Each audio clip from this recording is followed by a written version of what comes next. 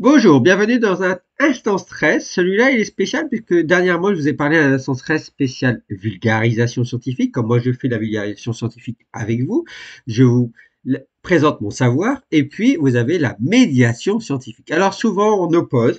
Souvent, les institutions scientifiques ont tendance et les médias à opposer médiation et vulgarisation et en fait, c'est assez entremêlé, c'est assez mélangé. Et moi, je pense que médiation et vulgarisation doivent travailler main dans la main, puisque c'est ensemble. Et dans la médiation, vous avez aussi les médias. Alors, la vulgarisation, c'est quoi? La vulgarisation, c'est la transmission du savoir. C'est moi, scientifique, qui vous transmet mon savoir. Je fais de la vulgarisation scientifique et je vous transmets mon savoir. Libre à vous de me faire confiance ou pas, mais je suis scientifique et je vous dis ce que je sais, ce que je pense et comment je réfléchis en science. Je vous présente la science. Et la médiation, c'est pas forcément, il y a des scientifiques, mais pas que des scientifiques qui vous présentent ce savoir. C'est aussi une présentation du savoir sous la forme d'outils participatifs. Et donc, c'est la personne qui écoute qui va construire son savoir.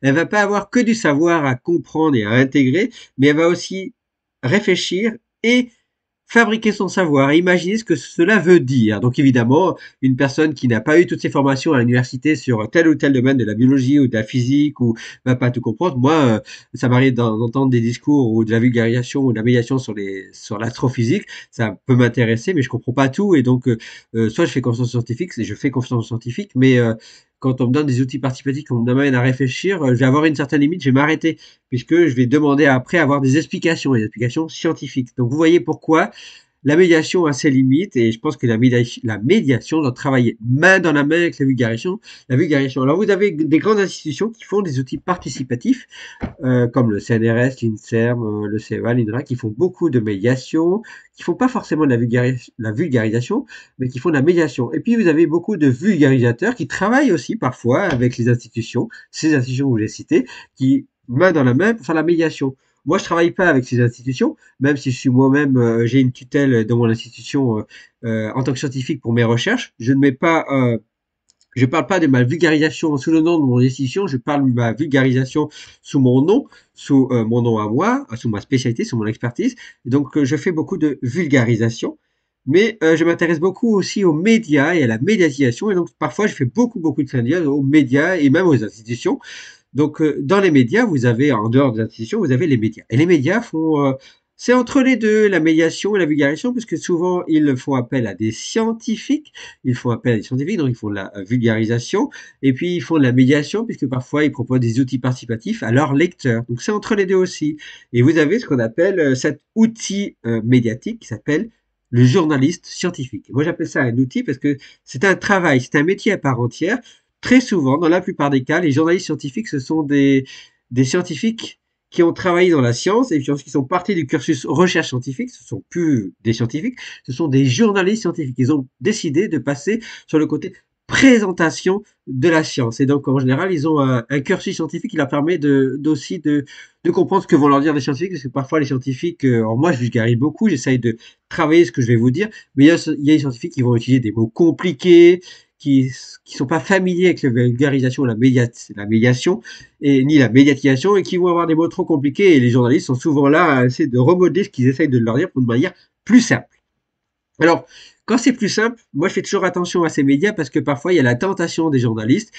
C'est lié à leur ligne éditoriale. Souvent ils ont peu de mots, peu de texte à écrire. Ils ont un objectif dans leur message et puis souvent ils ont aussi un temps quand c'est à la télé par exemple ou dans la presse. Donc je leur en veux pas, mais en une minute raconter quelque chose de très important. Donc ils font des raccourcis.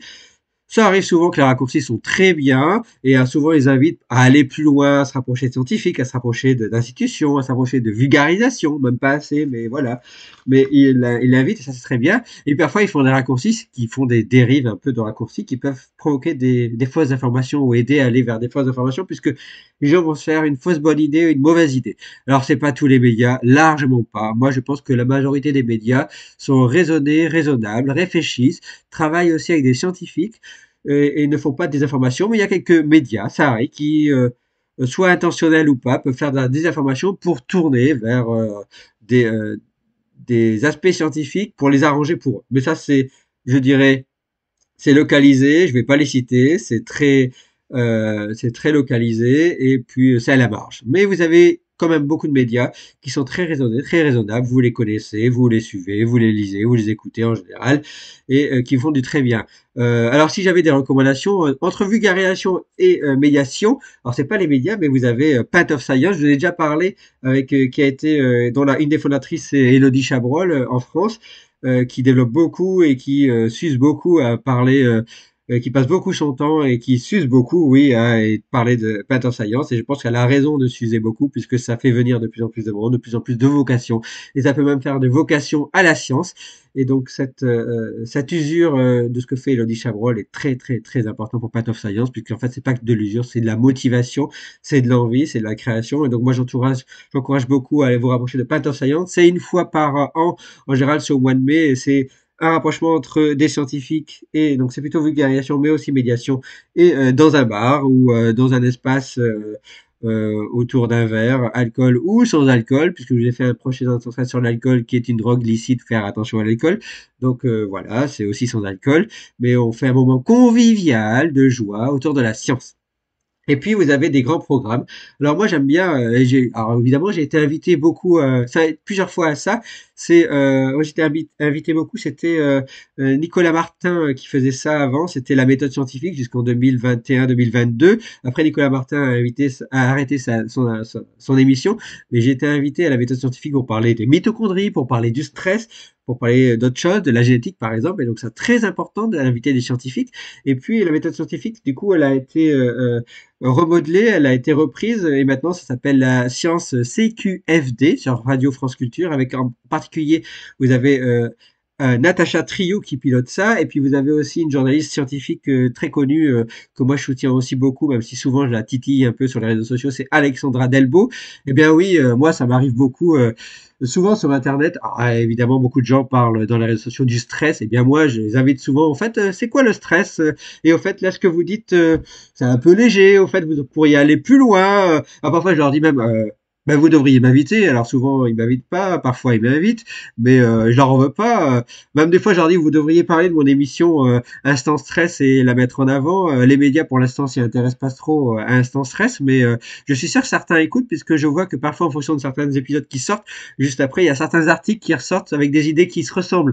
Donc vous voyez, soit j'ai imaginé anticiper ce qu'ils allaient sortir, ce qui n'est pas le cas, soit ils lisent et ça c'est très bien. Peut-être qu'un jour ils m'inviteront à parler, et ainsi d'autres vulgarisateurs que je mets souvent en avant, comme la boîte à curiosité ou d'autres vulgarisations, à mettre en avant dans des journaux médias et à mettre en parler pour mettre en lumière cette vulgarisation.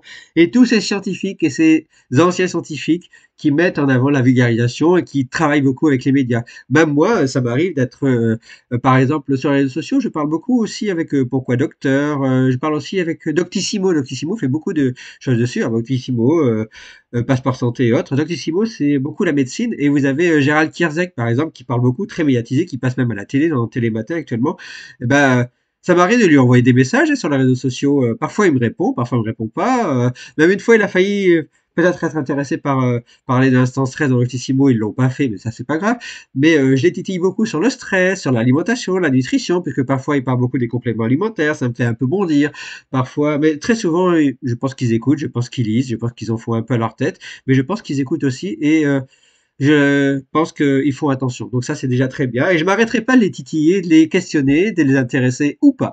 Mais en tout cas, moi, avec mon instant stress, je les intéresserai toujours et je les titillerai toujours. Alors, par exemple, ça arrive aussi de critiquer des journaux, des magazines, et ils aiment pas les critiques. On leur dit votre article, il est un peu léger, et parfois ils nous suppriment. Par exemple, moi ça m'est arrivé sur le réseau X, ex-Twitter. Et ben oui, parfois j'ai fait des commentaires à Science et Avenir. Et ben oui, je peux le dire. Et là, vous voyez la bandelette Science et Avenir récemment m'a supprimé de leur compte pour pas que je puisse faire des commentaires. Pourquoi? Parce qu'évidemment, quand on fait des commentaires sur des journalistes scientifiques qui font des articles un peu légers et que je les critique, par exemple, je les ai critiqués sur un article il y a pas très longtemps sur les microplastiques, et je pense qu'ils ont pas trop apprécié, parce qu'en tant que scientifique, j'ai dit attention, il y a ça et ça comme limite, ou même d'autres critiques sur d'autres choses, ils n'aiment pas, ils aiment en faire qu'à leur tête parfois, et ben ils m'ont supprimé. Mais c'est pas grave, peut-être qu'un jour ils me remettront dans leur liste et ils aimeront mieux mes critiques, et peut-être qu'ils me parleront un peu plus. Ça arrive. Vous savez, les scientifiques et les médias, c'est un coup je t'aime, un coup je t'aime pas, hein. C'est un coup on s'entend, un coup on s'entend pas. J'ai fait beaucoup d'articles, par exemple, avec, ça m'arrive de faire des commentaires avec le Figaro Santé. En général, le Figaro Santé, ils m'ont fait un article sur le stress et ils m'ont fait une interview. Eh bien, eux, par exemple, ils m'ont pas fait de raccourcis, ils m'ont pas coupé, ils m'ont bien écouté. Et bien là, c'est le cas de journaux qui écoutent bien les scientifiques et qui invitent des scientifiques qui m'ont déjà invité pour parler mitochondrie stress.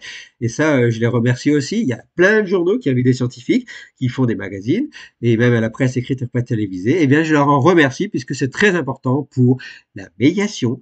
Donc, l'événement, l'outil participatif. Et déjà, je pense qu'il y a aussi, ça doit travailler main dans la main avec la vulgarisation, puisque vulgarisation et médiation, c'est à peu près la même chose, des outils un peu différents, mais qui s'entremêlent et qui doivent mieux s'entremêler pour mieux travailler, pour mieux réimpliquer les gens dans la science, mieux faire comprendre la science, et pour enfin, ça suscite des vocations. Et moi, je le vois, parfois, j'ai des commentaires qui suscitent des vocations. Quand je fais des conférences à droite ou à gauche, ça peut amener des gens, même des étudiants qui me recontactent après pour revenir faire de la recherche. Voilà.